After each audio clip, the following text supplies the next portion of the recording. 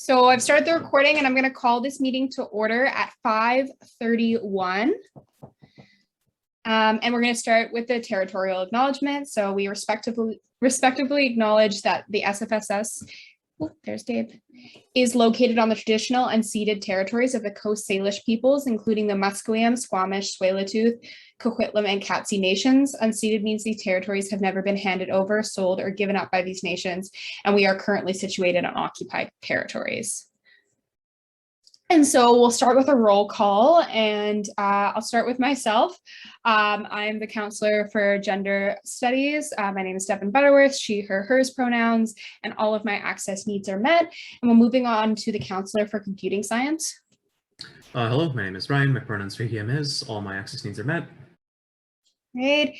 Zaid is on leave. History counselor. My name's Alan. Pronouns he, him, his, and all my access needs are met. Thank you, Alan. I don't believe the labor studies counselor is here yet, but we'll see if he joins later. And the world lit counselor. Hello, my name is Sarah. Pronouns she, her, hers, and all my access needs are met. I will be turning my camera on in a second. Eating a delicious banana. And I believe we have an admin assistant here. Hello everyone, my name is Joseph, pronouns he, him, his, and all my access needs are met. All right, thanks Joseph, as well as some members of the executive board. Corbett, if you want to go ahead. Sure. 1 second. Okay, great, thank you. Yeah, my name is Corbett, pronouns are he, him, his, and access needs, I'm just at home. AC is going, so I don't know if you can hear that in the background, but I'll probably keep myself muted between speaking. Thank you so much. Gabe, go ahead. Hey everyone, my name is Gabe. My pronouns are he, him, his. And for access needs, I have two. One, my internet is already kind of being unstable, so I'll probably turn my camera off when I'm not speaking. And two is that I have two very loud fans on in the background. I do not know if you can hear them, but apologies if you can. All right, I don't believe I missed anyone, but please let me know if I'm crazy. Alrighty, and we'll move on to the consent agenda. We actually don't have any minutes to file today. So can I get a mover to adopt the consent agenda by unanimous consent?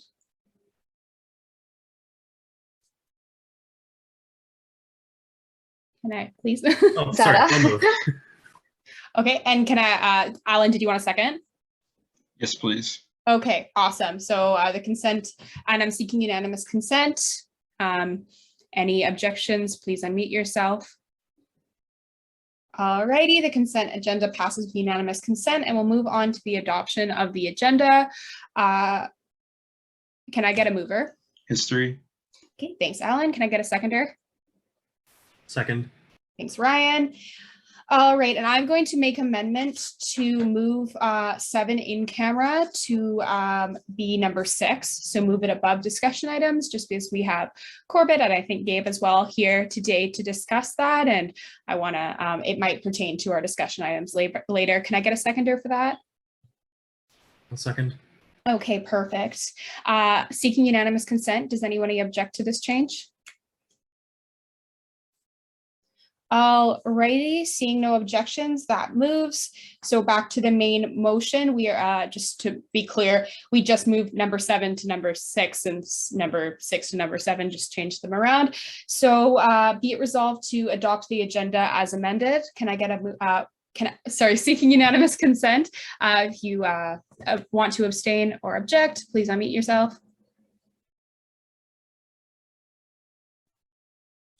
Alrighty, seeing no objection, that carries, and we'll move on to what is now item number 6 in camera. And so for this, I am going to stop our recording and then continue it later. So I'm going to do that now. You're welcome. Perfect. And we were recording again, and we will move into our discussion items. And so our first discussion item is 6.1 work reports, and Corbett has kindly agreed to answer any questions we might have about work reports and how we can assess them. My first question, I guess, is what would be the best way to access them? I tried to find the ones that were submitted, I guess it was on Sunday of the execs, so we could use them as an example today. But with this new JOT form, I don't have access to them on the drive. So just kind of coming up with a mechanism to get work reports, if anyone has any thoughts.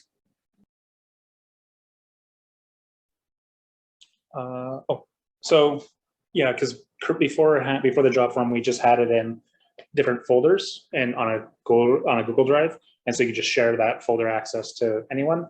The reason why we created a JOT form was for tracking when people submit the actual items, or like say they submitted and submit the individual report. And what happens in the job form is the person gets a spreadsheet with everyone's entries, and so it's not very readable. So obviously, it's not going to work, especially for long forms. Though honestly, the spreadsheet should be accessible. Sorry, not the spreadsheet. Sorry, the attachment should be accessible. I'll check on that because I haven't actually seen the end results of a JOT form that had an attachment tied to it. But there still should be some kind of repository where it gets easily checked. And what we could do is definitely have that repository accessible to Oversight. And that's for the non-exec reports. Currently, the exec reports are just one gigantic report that gets all combined in one.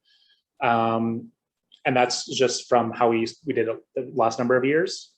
So it's just one, instead of having lots of different files that would get uploaded onto our maintenance and stuff, or in our docs, we would just have one big 70-page form to look through. We could do it individual reports that get uploaded to the JOT form and then have that repository set up as well. I can talk to Almas because Almas is the one who controls that right now, but I definitely from the operational organizer side of things, I can definitely look at more efficient ways. I can definitely reach out to Almas to try to get the latest set of reports to you. Ideally, they should be uploaded a few days after they're submitted up online, but doesn't necessarily always work in practice due to a couple of scenarios, unfortunately, or just when the due date falls in the middle of the week. It falls, if the due date, the 2 or 3 days after it's submitted is Sunday, it's obviously not going to be available until the next Monday or Tuesday. But it'd be better to, I think Zaid recommended this privately. The idea is like maybe the day after things are due, Oversight just gets like a link or something so they can check right away. And so I can definitely raise that to Almas to work that process out. If you have other ideas, I'm all open. I'm happy to entertain them and see if there's something I can do to implement them. Yeah, I mean, a document with everyone's in there, like a big document, works fine as we're able to still see everyone's work report, and there's less links for us as well. In terms of the JOT form, it would be good to have access like the day after, as well as to have access to any type of submission information. Just like Almost checks the JOT form is to check to make sure that execs have submitted their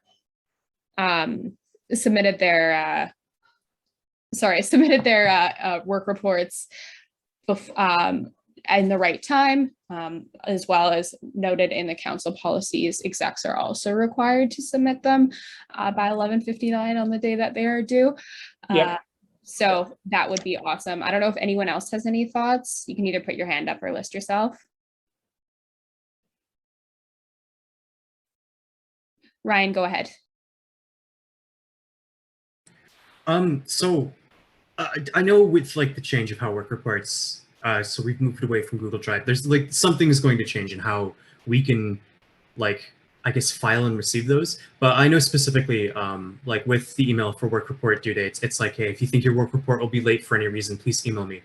Well, we have access to that information, kind of like the work report regrets in the cases of like late or absentee work reports. Yeah, I can definitely ask Almas to track that because I believe she would through emails, but there might be, we could probably potentially create like a quick report that says like, you know, these are people will be late for have requested extensions for various reasons. I think that could be easily made. I think what we could also do is, I don't want to like create job forms for everything, but this is kind of a thing where it'd be pretty easy to set up one where somebody just makes a request and it's recorded when and when it happens. And then it's easy to get those, that kind of thing out quickly. Yeah, that's a great idea. For us to be able to tell with a job form, as well as to be able to know when people have regrets and things like that. I also was just wanting to, while Corbett is here, talk about our assessment of the work reports. I assume that, or my perspective is to hold the same accountability as non-execs are held to, which is almost asking for like at least 2-ish sentences for each area. And so as that has been the precedent set by Almas, any thoughts on that? For exec, well, yeah, overall, yes, that makes sense, because the reason why we revived, why previous boards revived work reports was partially educational, partially transparency reasons, so that students can generally understand what board members do. If they take the time to go through the reports, which I understand is not the most exciting thing to do, but it's better than nothing. And so if you're reading the work reports and you don't really understand what's going, or you don't understand what they're doing, that's a first sign of like bad communication. But there's also the other aspect of like, you can go way over reports and put a lot of like big, massive paragraphs of stuff that's not really relevant either. So this is, I remember last year, I actually did go to council a bit and ask like, how are the work reports of that time? Do they need to be more detail, less detail, more stuff in it, whatever? And I got some feedback. So it's really more up to like, we don't have like clear space standards right now, but that would also be something good to explore for governance committee with feedback from oversight. Minimum standards, right, for work reports. I myself noticed I've been focusing more, trying to be more concise on my work reports than it was last year. I know sometimes people prefer just point form structure. We do have to have a good conversation with back and forth with oversight to see what you think is appropriate, because we also don't want to, like, 70 pages is a lot to go through. And so we do want to try to find that balance between being able to be concise, but still also be communicative and understand, and so you understand what we're doing. And also that you also have questions about like, okay, you reported on this 2 weeks ago, but I haven't seen anything since then. Any updates, or, or there's this issue where someone complained about, yeah, I don't know much what else to say on that yet, so. Sorry, you can go ahead. So the idea would be that we would kind of take over what Corbett and Almas have been doing with work reports, and then we would just be like the ones that go through them and check them.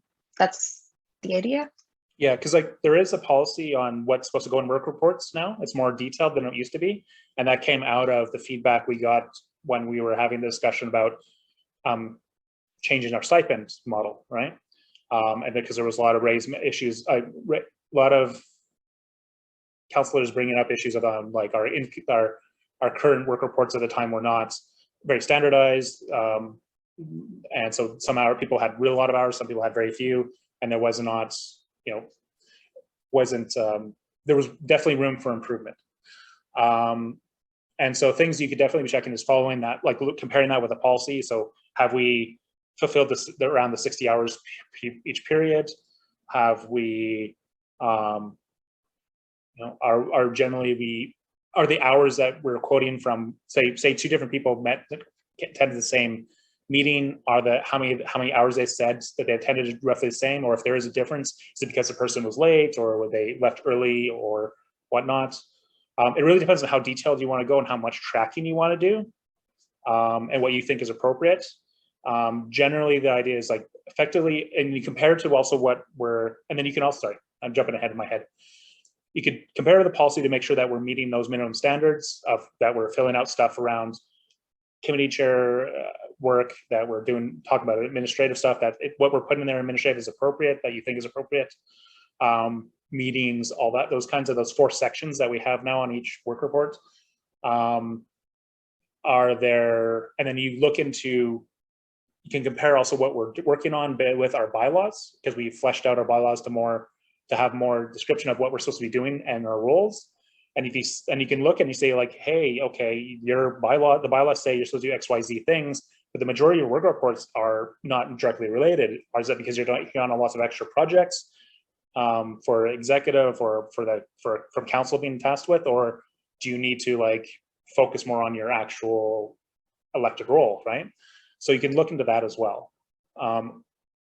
So, and they even bring up things like there's times where Marie did 100 hours, and that's not good.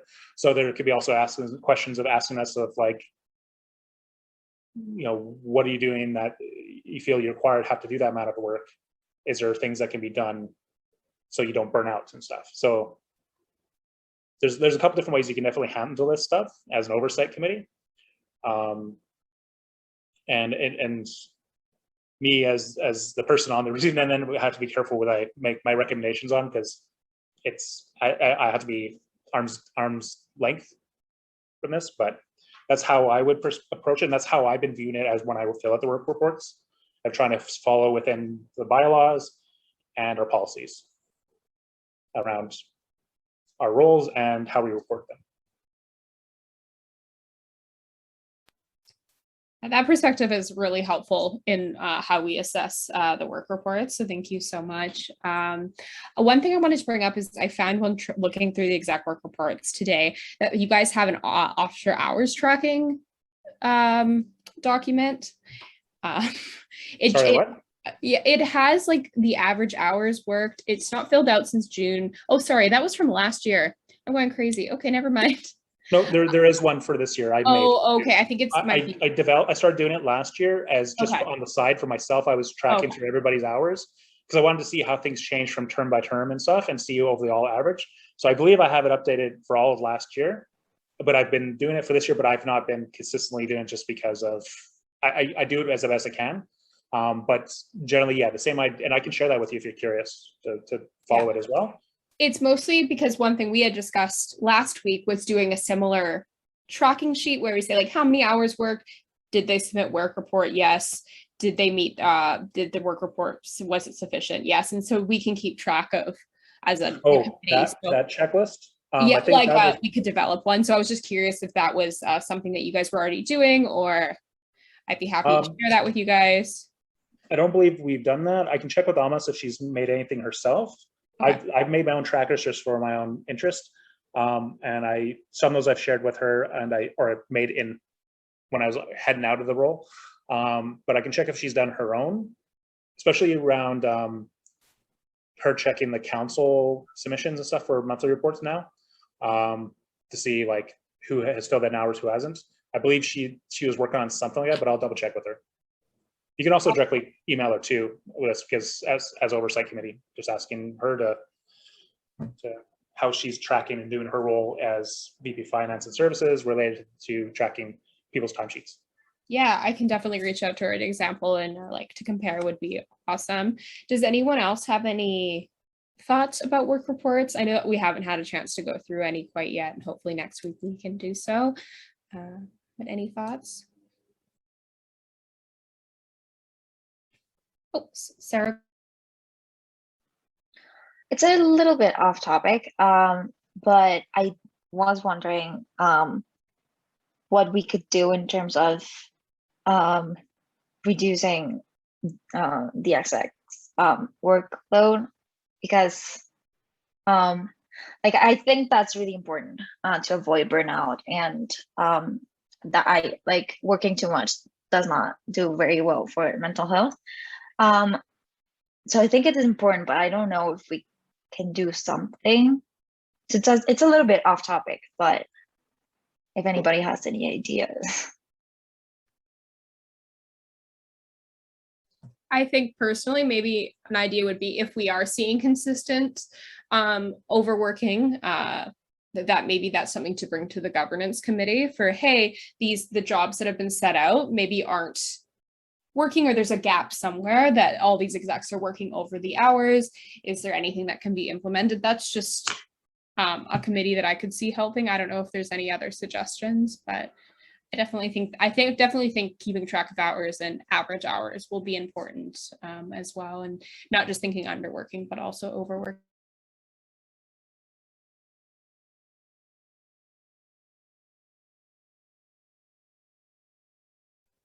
All right, any more discussion on work reports before we move into the very similar topic of semester reports?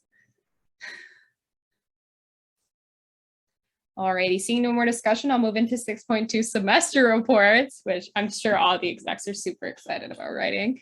We'll see if we have as many as Jennifer's last year, which I think I saw one was like 150 pages. I was like, okay. I just kind of wanted to get some information on semester reports because honestly, before reading the council policies, they weren't something I knew occurred. And so Corbett, do you know when they're due this year? Yeah, according to policy, they are due 1 month after the end of each term. So effectively at the end of September, end of January, and technically end of May, but most for the X reports, they're actually due, they're separate classification, and actually they're due on like the last day of your job, effectively. I've raised issues with the challenge I found with board last year was you still have to do work reports during that period as well. So the twice a month work reports. So you'll end up having a semester report due, say, September 30th, and then a semi-monthly work report due the next day. And so I often always had to get extensions for people because doing one and then the other, it just didn't necessarily work out. Ideally, you know, like there's the hey, if you're doing it a little bit every day, it's really easy. Totally makes sense. Just like studying every day makes academics a lot easier, but the reality is it doesn't always work out that way.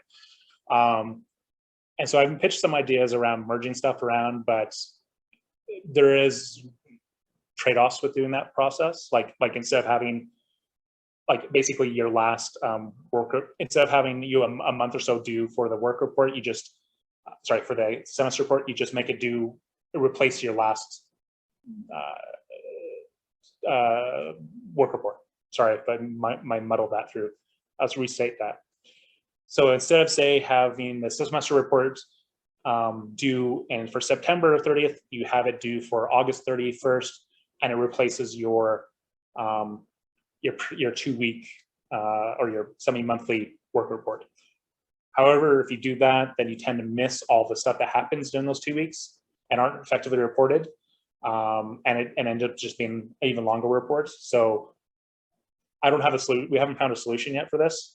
What we have done to help make the mechanical side of things easier is developing templates for everyone to fill out that are easy for the communication staff to keep updating. And there's a template form, so people just fill out the different areas of it generally, unless you're Jen, who will just do whatever the hell she does and just fills out every event that gives you a full after event report for every single event she ran. But for everyone else, it would be smarter for everyone to start their semester report now, like just kind of chip away at it throughout the whole term. And often what I find is what I did especially was we would just take all their individual work reports starting from May and just take all the projects, like copy paste them all over and then combine them all up and stuff. Summarize a lot of the core meetings, summarize a lot of the core administrative stuff. You talk about the topics in a semester report also involve things like kind of like reflection and review of like, how did this term go? Recommendations for next term for people that were wanting to do this job in the future. Like, what is the summer like versus what's the fall like versus the spring. You can see them on, you can read them online because they are on the website. I believe they're all caught up as much as possible. There's a few people that didn't submit their extra reports, unfortunately. Some outgoing board members, but the majority of them are up. On the website, I can only see our archived semester reports up to fall semester 2020, which maybe I'm not looking in the right place, but I'm under About Us and then reports.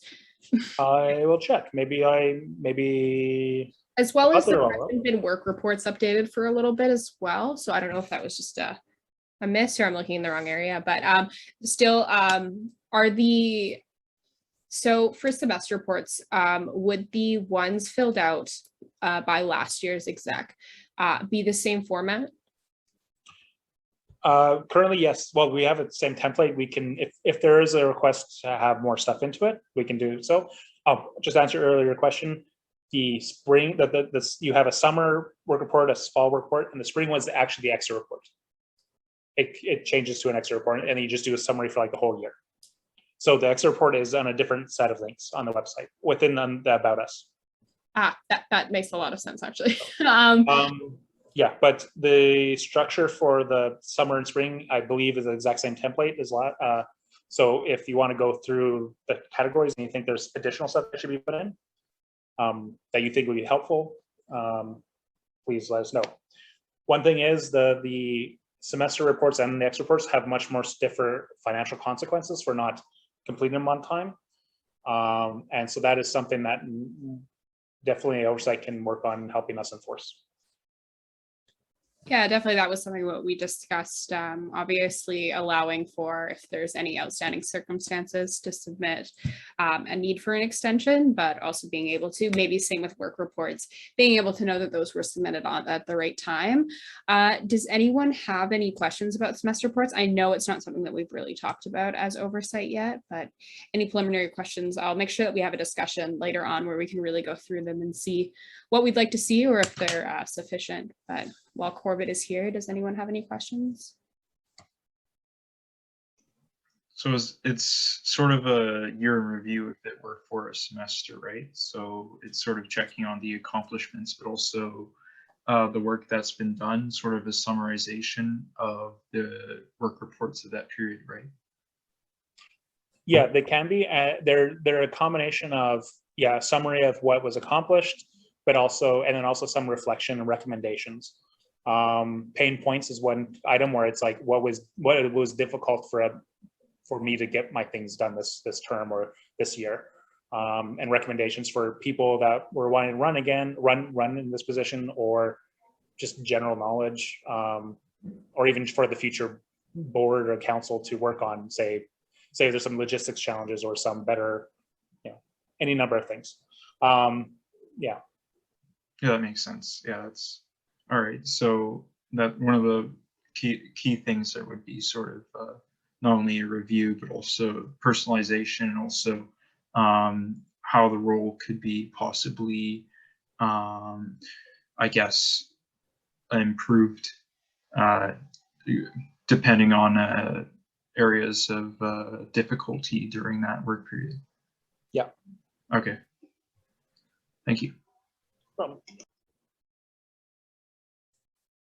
Any other questions on semester reports or any reports of any kind? All right, cool. Our last discussion is 6.3, a year plan. Most committees do have a year plan. I've kind of been putting it off because I wanted to make sure that we were on top of work reports because those come out so quickly. And so I wanted to make sure that we were ready to work on them. But if anyone has any suggestions of really what we were as a new committee, I think there's lots to do this year, but what we want to do this year, I can create a Google Doc, or you can just email me your suggestions for what you want to do as a committee, anything that you see pressing, and we can create kind of a list. But yeah, this is just an open call for any ideas. Obviously, right now we're working on developing kind of a structure for work reports, which is going to come as we continue to do them, as well as going to look through semester reports and see what we think might be missing or if they're sufficient. But if there's any other thoughts for the year that you wanted to get established or get done, please let me know.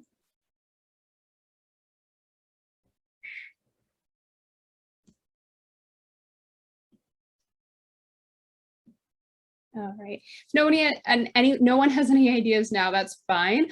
I'll leave it open, and always feel free to email me if you come up with something or you find something in the bylaws, for example, that you want to discuss or have a conversation about as part of our year plan.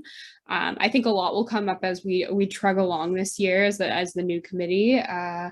But yeah, one thing I want to note as we begin to look at the biweekly work reports, and as we get a little further into it, I'd love to give a report to council as a committee, just so everyone knows what we're up to as a new committee and everyone's on the same page.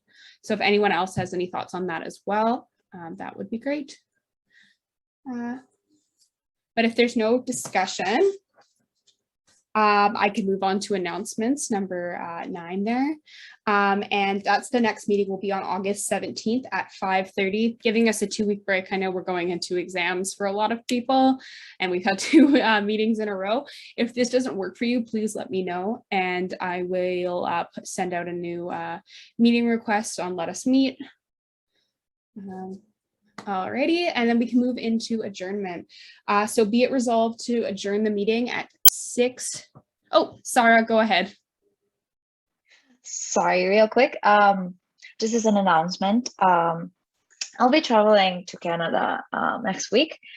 So, and I'm not yet sure how like the whole dynamic is gonna be, or like my mental state. So I think at the moment, I'll be able to attend the meeting on the 17th, but just, you know, as a heads up, that's gonna be my situation. Just in case I don't, I'll let you know. Okay, perfect. Thank you. Yes, no pressure to let us know now. Whenever you can, just send me an email. That's with everyone, or send me a message on Discord and we can figure it out. All right, so I'll go back to number 10, adjournment. So be it resolved to adjourn the meeting at 6:26. Can I get a mover for that, please? History moves. Thank you, Alan. Can I get a seconder? I second. Sada seconds. Thank you, Sarda. Okay, perfect. Seeking unanimous consent. If you object to the adjournment, please raise your hand. Alrighty, seeing no objections or abstaining, this carries and the meeting has been adjourned. So I'll stop recording.